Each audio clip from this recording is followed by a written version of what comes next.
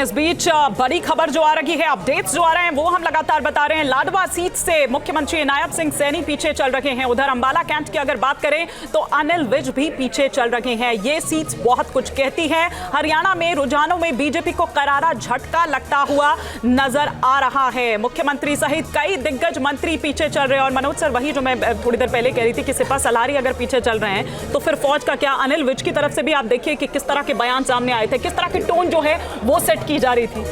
आप देखिए कि अगर हम जो बीजेपी ने जिस तरीके से कैंपेनिंग करी, अगर हम उसे देखें तो वो देखकर ही लगता था कि बीजेपी को अपने ऊपर कॉन्फिडेंस पहले से नहीं था। जितने भी वहाँ बैनर थे, पोस्टर थे, वहाँ मोदी की कहीं फ़ोटो नहीं थी। मोदी की अगर फ़ोटो भी थी तो बहुत ही नीचे थी, छोटी सी। और उसी तरीके से मनोहर लाल खट्टर, जो कि 9.5 साल वहाँ चीफ मिनिस्टर रहे, वो कहीं नहीं गए उन्होंने किसी पोस्टर में या किसी बैनर में उनकी फ़ोटो नहीं थी। तो यही दिखाता था कि बीजेपी का जो कॉन्फिडेंस है वो नहीं था। मनोहर लाल खट्टर ने वहाँ कहीं कोई भी पब्लिक जो रैली है वो नहीं करी। और मोदी की जो रैलियाँ हैं, आप देखिए ना, 2014 में मोदी की 10 रैलियाँ थी, लेकिन इस बारी उनकी रैलियाँ सिर्फ 4 थी। और दूसरी तरफ कांग्रेस को देखें तो कांग्रेस में कॉन्फिडेंस बहुत ज़्यादा था। इलेक्शन से 1 महीने पहले जो हुडा से जब मेरी मीटिंग हुई तो उनका जो दिल्ली में घर है तालकटोरा रोड में, उनके घर जब हम गए तो तालकटोरा रोड में आप देखिए कि दोनों साइड गाड़ियों की लाइन थी।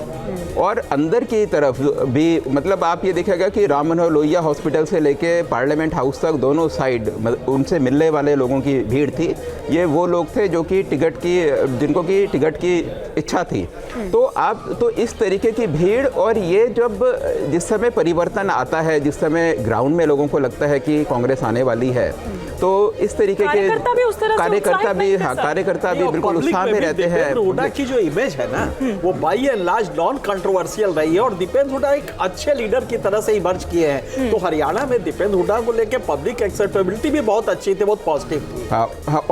और अगर हम गवर्नेंस की बात करें तो मनोहर लाल खट्टर का जो खासतौर से जो सेकंड टर्म था, सेकंड टर्म में उनका गवर्नेंस बहुत ही ज़्यादा खराब था। यही कारण है कि उनका पोस्टर या बैनर में कहीं भी नाम नहीं था। वहीं जो हुडा है, हुडा हरियाणा के विकास के लिए उनकी एक छवि है।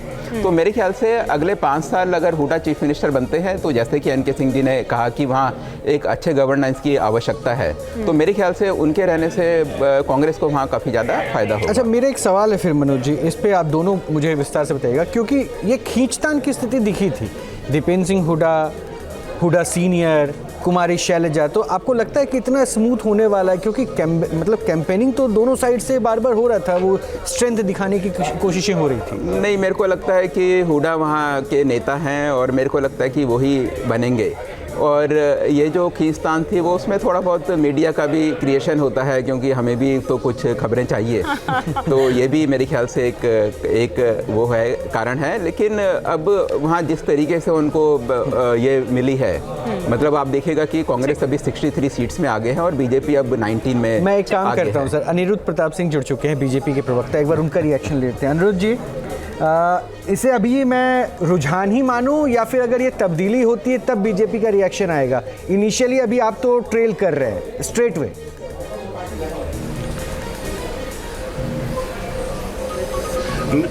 नहीं, देखिए, अभी तो लगभग मान के चलिए 11 बजे तक जाके कहीं पिक्चर क्लियर होगी, क्योंकि हमें जनता पे वहाँ पे विश्वास है और वहाँ की जनता ने भारतीय जनता पार्टी को भरपूर वोट दिया है। तो अभी 11 बजे तक हम लोग को वेट करना चाहिए। 11 बजे के बाद ही स्पष्ट स्थिति में आएंगे क्या स्थिति बन रही है। लेकिन हम लोग सरकार बनाने और जनता की सेवा करने के लिए काम करते, ना कि हम लोग आए और उसके बाद आया राम गया राम वाली स्थिति के लिए कोई भी वादे किए उसके पूरे नहीं किए। तो मैं ये कहूँगा कभी इनिशियल है ये कि विपक्ष में बैठने की तैयारी आप लोग कर लीजिए, ये बता रहे हैं। अभी ठीक है कि पिक्चर क्लियर होने में अभी थोड़ा सा वक्त लगे। हाँ, आप कह रहे हैं कि अभी आप इंतजार करेंगे, अभी कुछ इस बारे में नहीं कहेंगे जो रोहित आपसे कह रहे हैं। देखिए, पिक्चर अभी इंतजार, हमें लगता है कि अभी इंतजार थोड़ा, हाँ जी, अभी अच्छा, मैं एक अपडेट और दे दूं अनिरुद्ध जी, मैं इंतजार करूंगा आपके साथ, मैं भी इंतजार करूंगा सर। आप 11 कह रहे हैं, मैं तो 1 बजे तक आपके साथ लगातार इंतजार करूंगा। एक अपडेट दे दूं आपको, नायब सैनी आपके मुख्यमंत्री और उनके कैबिनेट के जितने भी मंत्री हैं वो सब पीछे चल रहे हैं सर। अगर ये पॉजिटिव मानते हैं, अनिल विज भी पीछे हैं, अगर ये पॉजिटिव मानते हैं और लगता है कि आपके सरकार को लेकर इतनी ज़्यादा लोक लुभावन पूरी स्थिति थी, तो शायद ये ट्रेल वाली स्थिति वहां नहीं दिखनी चाहिए थी, कम से कम कैबिनेट के जो चेहरे थे उनमें तो नहीं।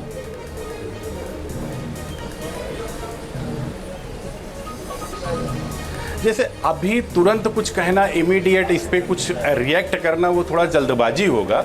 11 बजे के आसपास, क्योंकि अभी बैलेट पेपर की काउंटिंग हो रही है, पूरी हुई कि नहीं बैलेट पेपर की, फिर उसके बाद 1-2 राउंड, मान के चलिए 5-7 राउंड जब तक नहीं हो जाता विधानसभा के चुनाव में, तब तक कुछ कहना बड़ा मुश्किल हो जाता है। किसी एक बूथ पे आगे होते हैं तो 10 बूथ पे पीछे हो जाते हैं, 10 बूथ पे आप पीछे होते हैं तो 15 बूथ पे आगे हो जाते हैं, क्योंकि 7000 बूथ पे है और इतने 7000 बूथ पे 7000 से ज़्यादा बूथों पर चुनाव हुआ है, तो अभी तुरंत कुछ इस पे कमेंट करना बहुत अर्ली हो जाएगा।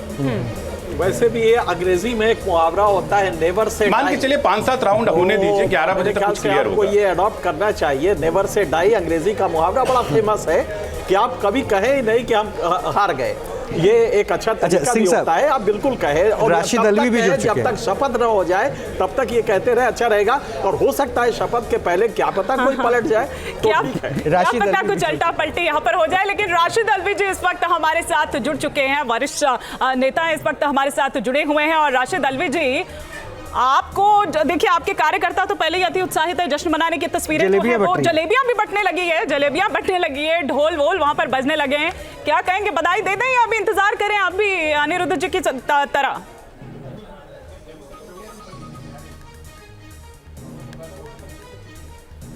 देखिए, हरियाणा का माहौल इस तरीके का था कि पहले से सबको इस बात का एहसास था कि कांग्रेस पार्टी सरकार बनाएगी और 2/3 मेजॉरिटी आ सकती है, 70 से ज़्यादा सीटें आ सकती हैं।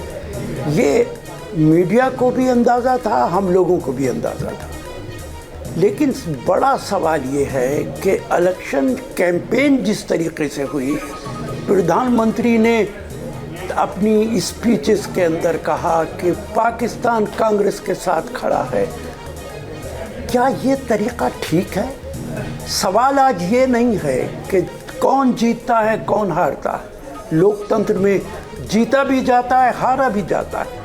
लेकिन आप इस स्तर पर उतरेंगे कि पाकिस्तान कह रहा है कि कांग्रेस के साथ खड़ा है, पाकिस्तान सपोर्ट कर रहा है। क्या देश के लोग बेवकूफ़ हैं? क्या हरियाणा के लोग बेवकूफ़ हैं कि आप पाकिस्तान का नाम लेंगे? कोई भारतीय जनता पार्टी का नेता ऐसा नहीं है कि जो अपनी कैंपेन में पाकिस्तान का नाम ना लेता हो। तो आप विकास की बात नहीं करते। 10 साल आप हुकूमत में रहे हैं, आप ये नहीं बताने को तैयार कि हरियाणा में आपने क्या काम किया है, कितनी नौकरियां दी हैं, ये कीमतें जो आसमान छू रही हैं ये क्यों छू रही, ये सारी बातें आप नहीं कर रहे। आप बात कर रहे हैं धर्म की, आप बात कर रहे हैं नफरत की, आप बात कर रहे हैं जाट नॉन जाट की। जहां हिंदू मुसलमान है वहां हिंदू मुसलमान की बात करेंगे, हरियाणा में जाट नॉन जाट की बात करेंगे, ऊपर से पाकिस्तान की बात करेंगे। तो ये हमेशा नहीं मुमकिन है। अब वो वक्त गुजर गया। आपने भारत सरकार भी बना ली, बहुत सारी स्टेट में भी हुकूमत कर ली, लेकिन अब एक एक स्टेट में आप चुनाव हारेंगे। हरियाणा में हारेंगे। अच्छा, तो राशिद जी, आपकी भूमिका क्या होगी? आपकी पार्टी की भूमिका क्या होगी? अगर यहाँ से आप जीत के साथ बड़े पार्टी के तौर पर जा रहे हैं तो महाराष्ट्र में आपकी भूमिका क्या होगी? आप लीडिंग फ्रॉम फ्रंट करेंगे या फिर बैक सपोर्ट करेंगे उद्धव ठाकरे को?